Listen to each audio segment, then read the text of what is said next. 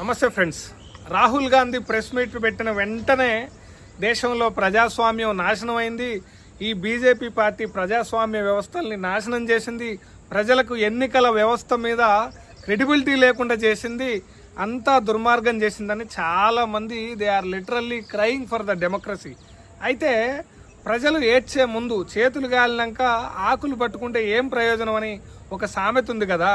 ఇప్పుడు భారతదేశంలో అదే జరుగుతుందన్నమాట. ప్రజాస్వామ్యాన్ని నమ్మని పార్టీకి, ప్రజాస్వామ్యాన్ని ఎప్పుడు ప్రాక్టీస్ చేయని పార్టీకి, జాతీయ జెండా అంటే గౌరవం లేని పార్టీకి మనం ఓటేసి ఇవాళ ప్రజాస్వామ్య వ్యవస్థల్ని ఏమంటారు రిఫ్లెక్ట్ చేసే విధంగా ఉండే ఎన్నికల కమిషన్ని బీజేపీ నాశనం చేసిందని ఇప్పుడు మాట్లాడితే ప్రయోజనం ఏముంది? ఆ పార్టీని 10 సంవత్సరాల నుంచి భుజాన మోసింది మనమే కదా. సరే, కాంగ్రెస్ పార్టీ దేశ వ్యవస్థల్ని ధ్వంసం చేయలేదా, దేశంలో విధ్వంసం సృష్టించలేదా అని అంటే ఇప్పుడు మనం మాట్లాడుకునేది బీజేపీ గురించి. ఎందుకంటే బీజేపీ కేంద్ర ప్రభుత్వంలో అధికారంలో ఉంది కాబట్టి, అదే అకౌంటబిలిటీ కాబట్టి దాని గురించి మాట్లాడాలి. ఎన్నికల వ్యవస్థలో ఎలక్షన్ కమిషన్ ఏదైతే ఉందో తన క్రెడిబిలిటీ విషయంలో కాంప్రమైజ్ అయ్యి నకిలీ ఓట్లు, డూప్లికేట్ ఓట్లు, బల్క్ ఓట్లు, ఫేక్ ఫోటోగ్రఫీసు, ఫామ్ 6ని మిస్యూజ్ చేయడం, ఇలాంటి ఆరోపణలతోని రాహుల్ గాంధీ ప్రెస్ మీట్ పెట్టి దేశంలో రాజకీయ ప్రకంపనలు సృష్టించిండు. ఈ మాట ఎందుకు అనాల్సి వస్తుందంటే ఎలక్షన్ కమిషన్ మీద ఎన్నో ఆరోపణలు ఉన్నాయి. అంటే ఫేక్ ఓట్స్ కావచ్చు, నకిలీ ఐడీస్ కావచ్చు, తర్వాత ఫామ్ 6 అనేది మిస్యూజ్ చేయడం కావచ్చు, ఏమైనా జరిగి ఉండొచ్చు. కానీ ఇంత పెద్ద మొత్తంలో అంటే డ్రాస్టిక్ లెవెల్లో ఇట్లా మిస్యూజ్ జరగడం అనేది రేరెస్ట్ ఆఫ్ ద రేర్ అనమాట. అందుకే దేశంలో చాలా పెద్ద చర్చ జరుగుతుంది.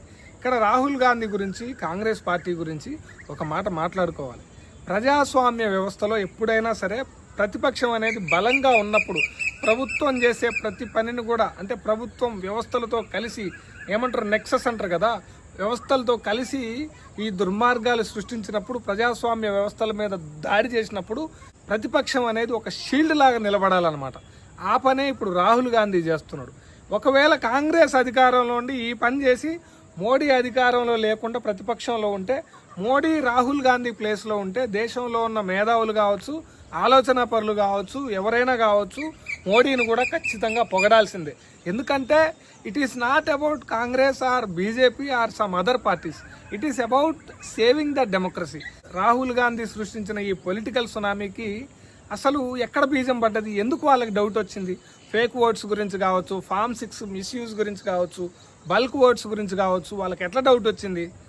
కర్ణాటకలో అసెంబ్లీ ఎలక్షన్స్ జరిగినప్పుడు సెంట్రల్ బెంగళూరు పార్లమెంట్ పరిధిలో ఉన్న 7 అసెంబ్లీ నియోజకవర్గాల్లో మహదేవాపుర నియోజకవర్గం తప్పించి మిగతా మొత్తం 6 స్థానాలలో కూడా వాళ్ళు గెలిచిరనమాట. అంటే క్లీన్ స్వీప్ అన్నట్టు 6 స్థానాల్లో గెలిచి 1 స్థానం వాళ్ళు కోల్పోయారు. అది బీజేపీకి పోయిందనమాట.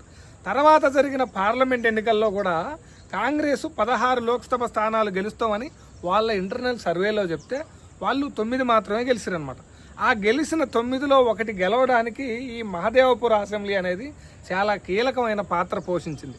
అయితే వీళ్ళు ఏం చేశారంటే దీనికి ఏదో పెద్ద రీజన్ ఉండే ఉంటుందని చెప్పేసి ఒక 6 నెలల నుంచి ఫేక్ ఓట్స్ ఏంది, తర్వాత ఈ డూప్లికేట్ ఓట్స్ ఏంది, తర్వాత బల్క్ ఓట్స్ ఏంది, ఫామ్ 6 మిస్యూజ్ ఎట్లా అనే దాని మీద వీళ్ళు పకడ్బందీగా ఒక స్టడీ చేసుకుంటా డేటాని మొత్తాన్ని కూడా ఒక ఎనాలిసిస్ లాగా చేసుకుంటూ వచ్చి నిన్న జరిగినటువంటి, అంటే రీసెంట్గా జరిగిన రాహుల్ గాంధీ పొలిటికల్ అనుభవం అంటున్నారు అనమాట. అంటే ఎలక్షన్ కమిషన్ యొక్క క్రెడిబిలిటీని అది క్వశ్చన్ చేస్తూ ఉన్నదనమాట. అయితే ఇక్కడ బెంగళూరులో జరిగినటువంటి ఒక విచిత్రమైన వ్యవహారం చెప్తా. ఆదిత్య శ్రీవాస్తవ అనే ఆయనకి కర్ణాటకలో ఓటు ఉంది, మహారాష్ట్రలో ఓటు ఉంది, ఉత్తరప్రదేశ్లో ఓటు ఉంది. గుర్నీత్ సింగ్ అనే ఒక ఆయనకి ఒకే అడ్రస్లో 4 చోట్ల ఓటు ఉందన్నమాట. అది క్లియర్గా అంటే ఒక స్క్రీన్ మీద పెట్టి చూపిస్తూ, ఇగో ఇక్కడ ఇట్లా జరిగింది, ఇది ఫేక్ ఓటు, ఇది డూప్లికేట్ ఓటు. ఒక చిన్న రూమ్లో 4 కూడా పట్టని ఒక రూమ్లో 80 మందికి ఓట్లు ఉండడం, వాటిని బల్క్ ఓట్స్ అంటారు అనమాట. ఫామ్ 6 అంటే కొత్తగా నమోదైన ఓటర్ల జాబితా అనమాట. ఫామ్ 6లో 80 ఏళ్ళ ముసలావిడ ఓటు ఉందన్నమాట. అంటే ఫామ్ 6లో కొత్తగా ఓటు నమోదు చేసుకున్న వాళ్ళు దాంట్లో ఉంటారన్నమాట. అయితే 80 ఏళ్ళ మనిషి ఓటు ఉండడం అనేది పెద్ద చర్చ క్రియేట్ చేసింది. ఇది మామూలు వ్యవహారం కాదు. మామూలుగా మనం అందరం ఏమనుకుంటాం అంటే ఓట్లు మిస్ అయితే ఏముంది, ఎలక్షన్ కమిషన్ కంప్లైంట్ చేస్తే ఎలక్షన్ కమిషన్ అంతా చేస్తుంది అని అనుకుంటాం. అయితే ఇది 5-10 కాదు, మహదేవపుర అసెంబ్లీలోనే 1,00,000 ఫేక్ ఓటర్లు నమోదయ్యారని చెప్పి రాహుల్ గాంధీ స్క్రీన్ మీద చూపిస్తున్నాడు క్లియర్గా.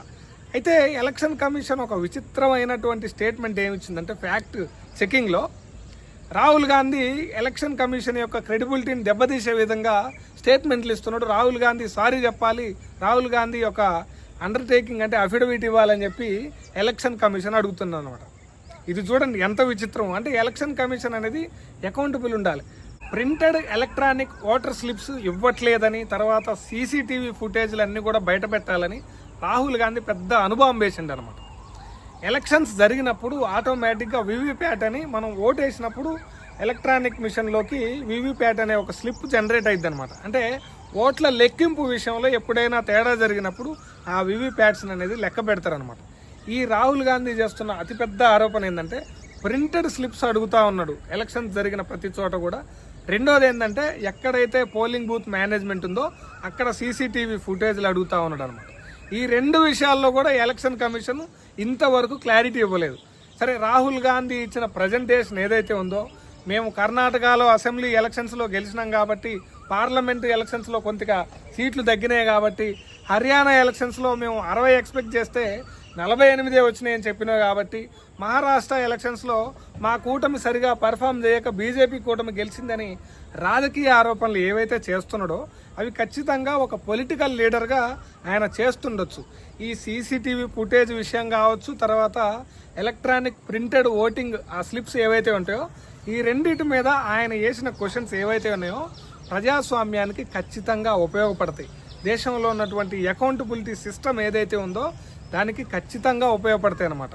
రాహుల్ గాంధీ ప్లేస్లో మోడీ ఉన్నా, మోడీ ప్లేస్లో రాహుల్ గాంధీ ఉన్నా సరే ఖచ్చితంగా ఒకవేళ అది ప్రజాస్వామ్య వ్యవస్థకు ఉపయోగపడేటట్లయితే, ఈ దేశంలో ఉన్న పౌరులకి కొత్తగా ఓటును నమోదు చేసుకొని ఓటు వేయబోతున్న పిల్లలు ఎవరైతే ఉంటారో వాళ్ళకి ఉపయోగపడేదైతే ప్రజాస్వామ్యానికి ఖచ్చితంగా ప్రతి ఒక్కరు సపోర్ట్ చేయాలి. ఈ ఎలక్షన్ కమిషన్ గురించి భారత రాజ్యాంగ సభలో ఎంత పెద్ద చర్చ జరిగిందంటే, ఎలక్షన్ కమిషన్ అనేది చాలా ఇండిపెండెంట్గా స్ట్రాంగ్గా ఉండాలని, ఎలక్షన్ కమిషన్లో పనిచేసే అధికారులు ఎవరు కూడా దేశంలో ఏ వ్యవస్థలకు కూడా లొంగిపోకుండా ఇండిపెండెంట్గా పనిచేయాలి, ప్రజాస్వామ్యాన్ని కాపాడాలని భారత రాజ్యాంగ సభలో చాలా పెద్ద చర్చ జరిగింది.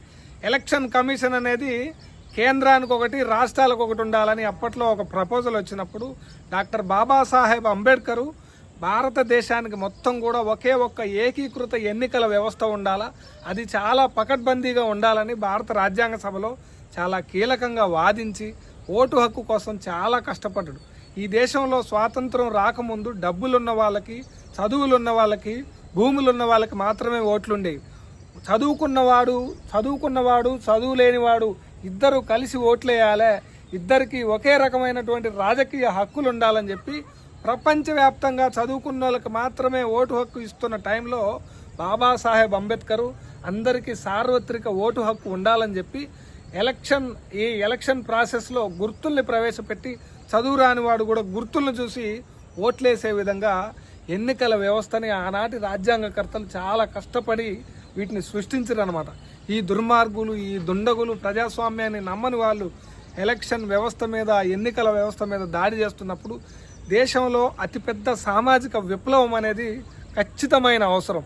ఈ వీడియో చూసిన ప్రతి ఒక్కళ్ళు కూడా షేర్ చేయండి. తర్వాత ఎన్నికల కమిషన్ యొక్క క్రెడిబిలిటీ మీద, సన్నగిల్లుతున్న విశ్వాసం మీద మీరేమనుకుంటున్నారో కామెంట్ చేయండి. Thank you.